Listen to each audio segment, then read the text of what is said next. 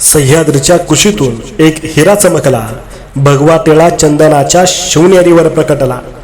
हातात घेऊन तलवार शत्रूवर गरजला, महाराष्ट्रात असा एक राजा होऊन गेला, महाराष्ट्रात असा एक राजा होऊन गेला.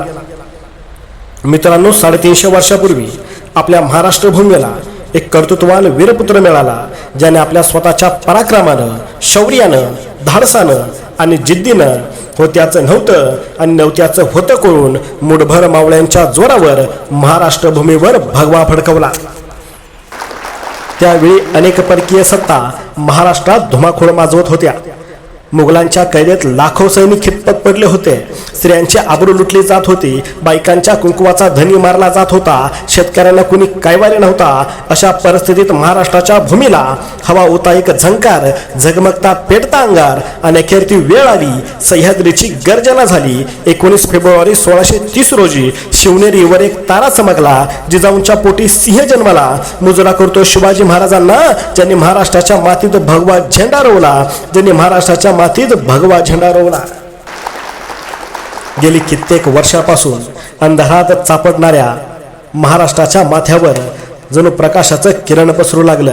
वयाच्या 16व्या वर्षापासून छत्रपती शिवाजी महाराजांनी स्वराज्याची सूत्रे आपल्या हाती घेतली आणि स्वराज्याची घोडदौड सुरू झाली. अत्यंत कमी वयात शिवरायांनी हे धाडस केलं व ते पूर्णत्वास नेला. त्यासाठी त्याने पुणे, मावळ यांसारख्या आसपासच्या प्रांतात स्वतः फिरून तेथील परिस्थिती जाणून घेतली. सर्वसामान्य लोकांच्या समस्या जाणून घेतल्या. त्यांच्या मनात स्वराज्याबद्दल आस्था निर्माण केली आणि त्यांच्या कार्यात अनेक सहकाऱ्यांची साथ लाभली. तानाजी मालुसरे, बाजीप्रभू देशपांडे, शिवा काशीद, मोरारबाजी, यसाजी कंक यांसारखे अनेक सवंगड्यांनी लढाईच्या काळात शिवरायांसाठी आपल्या प्राणांचेही बलिदान देताना मागे पुढे पाहिले नाही. शिवरायांच्या पूर्वी अनेक राजे होऊन गेले. शिवरायांनंतरही अनेक राजे उदयास आले, पण सर्वात आदर्श राजा म्हणून ओळखतात ते म्हणजे फक्त छत्रपती शिवाजी महाराज यांना. याचे कारण आहे त्यांचे स्वराज्याबद्दल असणारे प्रेम, निष्ठा, पराक्रम आणि सगळ्यात महत्त्वाचं म्हणजे निष्कलंक चारित्र्य.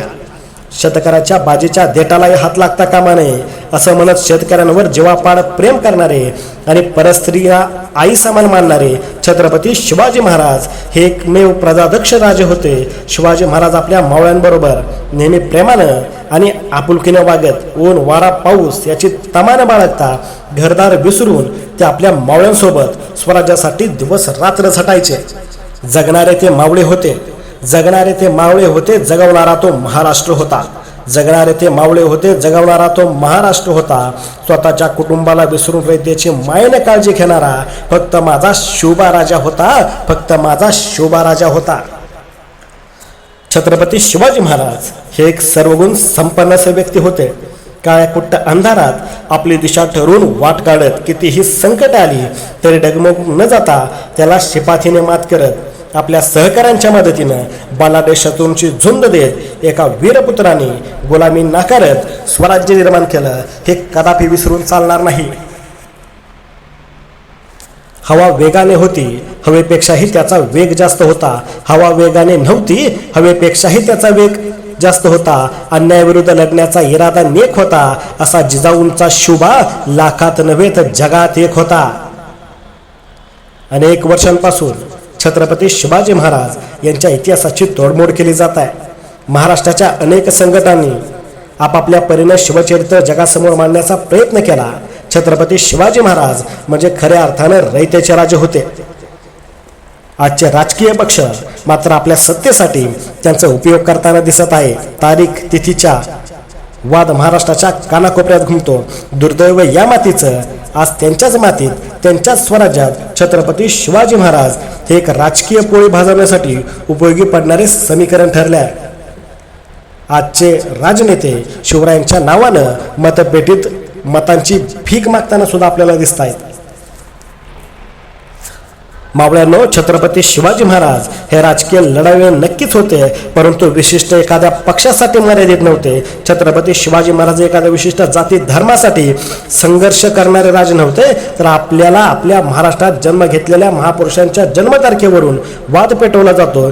जाती धर्मात शिवरायांना गुंतून ठेवलं जातं. ही सगळ्यात मोठी लाजिरवाणी बाब आहे. कारण छत्रपती शिवाजी महाराज हे सर्वधर्म समभावाचे सर्वोच्च परिमाण आहे. छत्रपती शिवाजी महाराजांचा गौरवशाली इतिहास आज तरुणांनी आत्मसात करणं काळाची गरज आहे. शिवरायांची नीती, जिजाऊंचे संस्कार व शिवरायांचा संघर्ष या सर्व बाबी बारकाईने समजून घेण्यात शिवशाही अंमलात आणणं काळाची गरज आहे. शिवाजी महाराजांचा संघर्ष हा कुठल्या जात धर्म संघर्षासाठी नव्हता, तर छत्रपती शिवाजी महाराजांचा संघर्ष हा रयतेच्या राज्यासाठी होता.